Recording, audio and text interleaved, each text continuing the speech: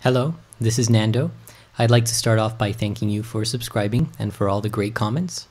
This is going to be a 2-in-1 UltraBeat multi-timbral and sidechaining tutorial, since in my opinion, multi-timbral sidechaining is the best way to do it. We're going to go ahead and get started by creating a software instrument. It is going to be multi-timbral, and it's going to have 3 tracks. This is going to be our drum layout. This is the result. We have 3 MIDI tracks or instrument tracks. The first one is going to be our kick, the second is going to be our snare, and the third is going to be our hi-hat. So now what we're going to do is we're going to add UltraBeat as our instrument of choice. Instead of using the stereo, we're going to use the multi-output since we are doing multi-timbral. And what that allows us to do is to assign different outputs to different sounds. Now, I'm going to load the Electro House drum kit, and I'm going to assign the outputs. Our kick, I'm going to leave as main, since that's going to be our main kick drum. Our snare, I'm going to assign to 3 and 4, and our hi-hat, I'm going to assign to 5 and 6. Now that we have our outputs assigned, we're going to open up the mixer and we're going to hit this plus sign twice. What that does is creates these additional buses where the output of UltraBeat is automatically assigned according to our multi-timbral instrument. So we have our UltraBeat 1 and 2, 3 and 4, and 5 and 6. So let's name them relative to the tracks above. Kick, snare, and hi-hat. Okay, now I'm going to create the MIDI regions for our song. I'm going to start with our kick drum.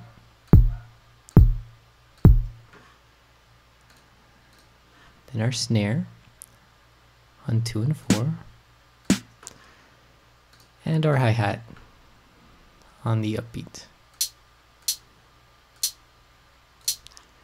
Now I'm going to go ahead and loop it. Open up the mixer. And let's see. Okay, if you notice, we have our kick on the first track, our snare coming out of the second, and our hi-hat coming out of the third. This separation is going to allow us to set up our sidechain. So let's go ahead and do that. We're going to create a bus send on our kick track. I typically use bus 32. You can use any bus you'd like. We then need to tell this bus to be a pre-fader bus. That way, if we make any changes to the volume of our kick, it won't affect our sidechain. Then we need to set our sidechain volume to 0.0. And then if you notice, Logic created this auxiliary track, return, set to bus 32. Now we don't want this, so we can go ahead and turn this down and delete it. You can just go ahead and mute it. I'm just going to leave it in place for the purposes of this tutorial. If you're curious, if you leave the sidechain up during your song, you'll get 2 kicks, and you really don't want that. So let's just turn that off. Okay, now that our sidechain is ready to be assigned, we're going to create our first bass sound. So I'm going to make a quick bass track, an instrument track, and I'm going to assign a synth bass. Let's go with the 8-bit bass. Let me turn down the cutoff on it a little bit. It is a little abrasive. Okay, then what I'm going to do is create a very basic bass line, single note. Now if you notice, I'm going to play it and it's not going to have much of a groove. Kind of a boring track. So let's spice it up a little bit. Let's add the compressor to our 8-bit bass. Now you want to add the compressor at the end of the chain because you want our side chain effect to affect the overall sound and not anywhere in between. Now that we have our compressor up, we're going to assign the side chain to bus 32 that we created. We're going to change the circuit type to class AR.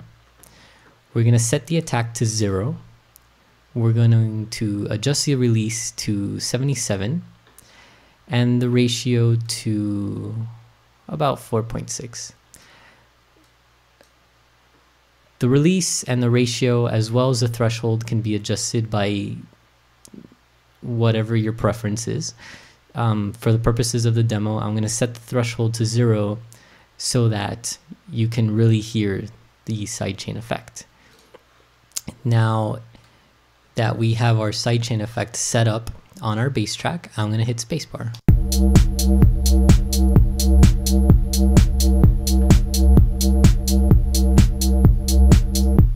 Sounds a lot more like a funky house track now, doesn't it? Again, I'm going to bypass it. Boring. Much better. Now you don't only have to use this for your bass sound. It doesn't have to be a single note. You can apply it to bass rhythms or even pads. I'm going to create a new track. I'm going to make a synth pad. I'm going to use the analog pad, and I'm just going to copy over this sound, this note, and if you notice, without the side chaining, it is kind of boring. So let's create our compressor, and let's try it again. Side chain, bus 32, circuit type, class AR, attack set to 0, our release set to 77, 4.6 on the ratio, our threshold to 0, no gain, and